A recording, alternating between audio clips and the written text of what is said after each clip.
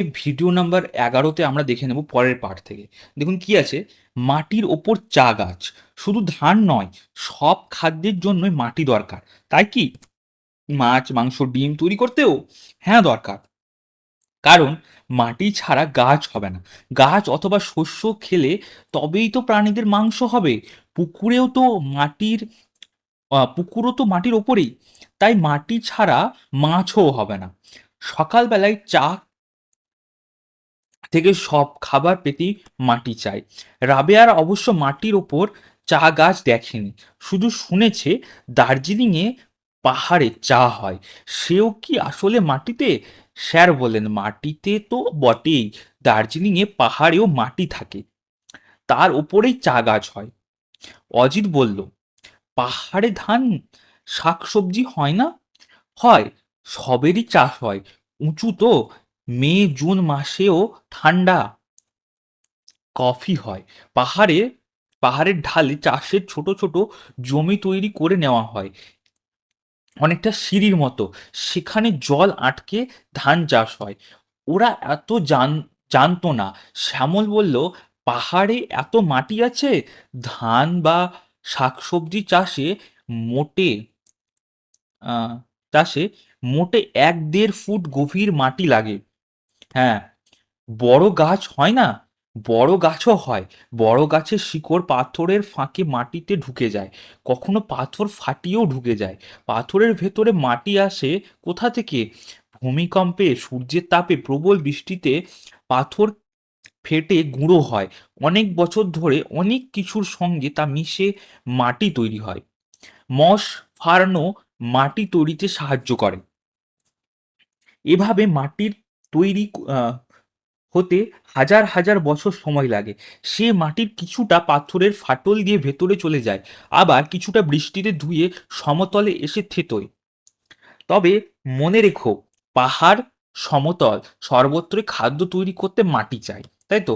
টবে বা মাটিতে ফুল বা শাকসবজি চাষ বিষয়ে নিজেরা আলোচনা করে লেখো।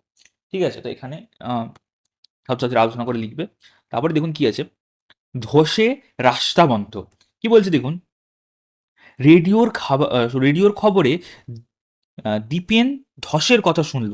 দার্জিলিং থেকে শিলিগুড়ির পথে ধস নেমেছে, সব গাড়ি ঘুর পথে যাচ্ছে।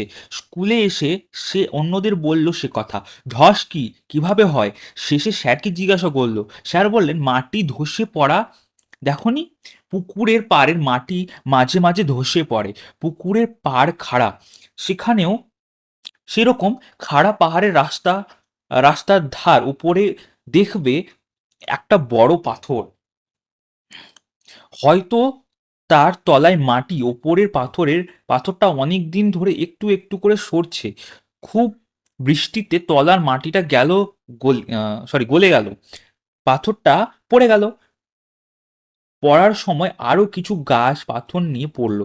ভূমিকম্প হলেও পাহাড়ে ধস নামে। রানু বলল, বড় গাছ থাকলে সহজে এমন হয় না। ঘাসের ঘাসের চাপড়া থাকলেও ধসে না। সুবীর বলল, সে কি, আহ, কি করে জানলি? তুই পাহাড়ে গিয়ে দেখেছিস? তা নয়, পুকুরের কথা বলছি। আমাদের পুকুর পাড়ে একটা জাম গাছ আছে।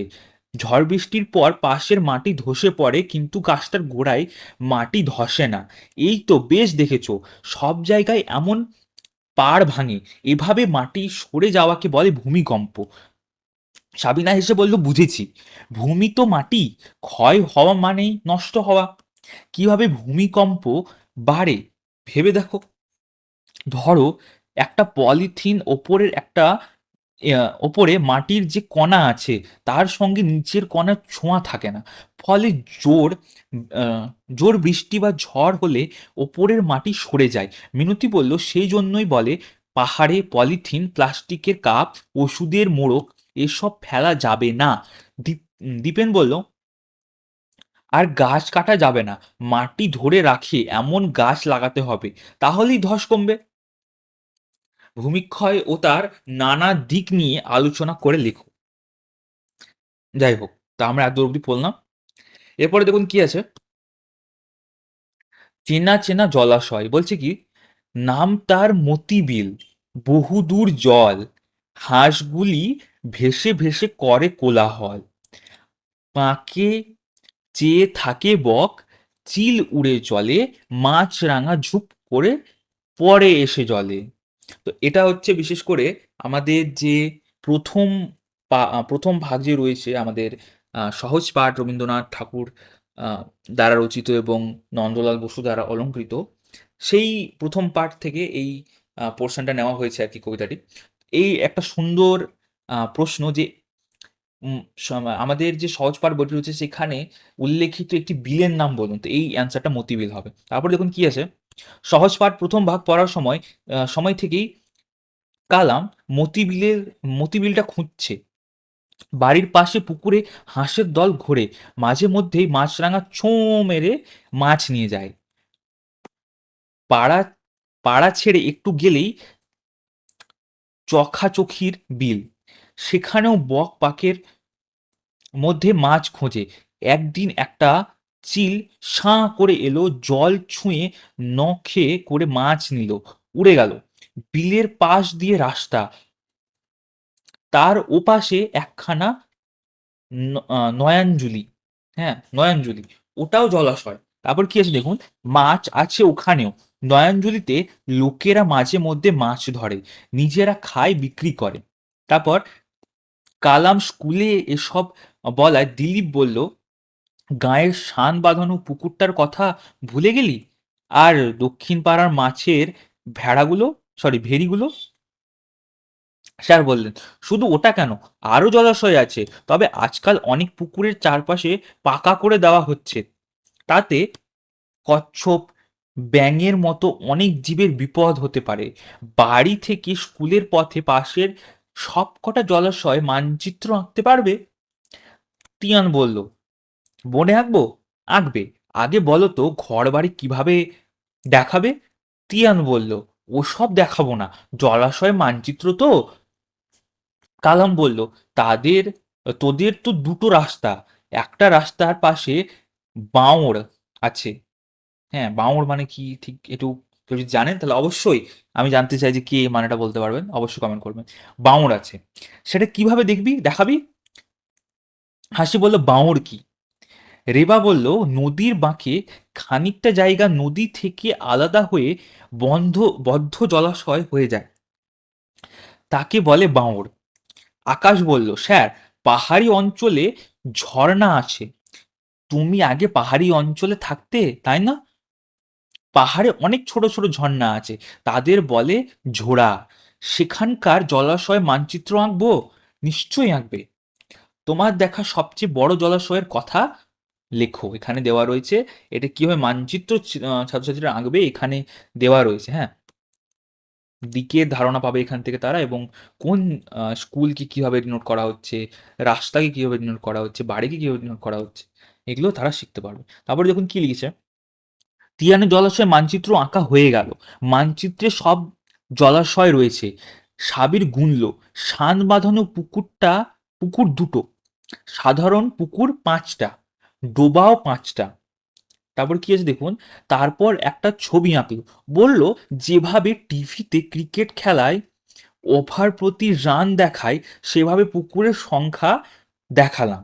এখানে দেখো, এখানে এখানে দেখুন লেখানো হয়েছে, এটা শান বাঁধানো বাঁধানো কটা আছে, দুটো, আর এখানে শান বাঁধানো নয় মানে সাধারণ যেগুলো সেখানে সেগুলোর সংখ্যা হচ্ছে পাঁচটা। স্যার বললেন, নদী আর নয়াঞ্জলি কটা করে দেখেছো? একটা করে, নদী ডোবা। তারপর দেখুন কি আছে, রাস্তাটা কি তিয়ান ঠিকঠাক দেখিয়েছে?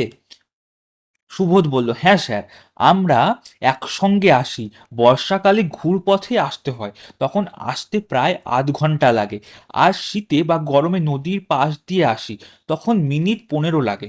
বেশ, তাহলে দূরত্বটা তিয়ান আন্দাজ করেছে ভালো,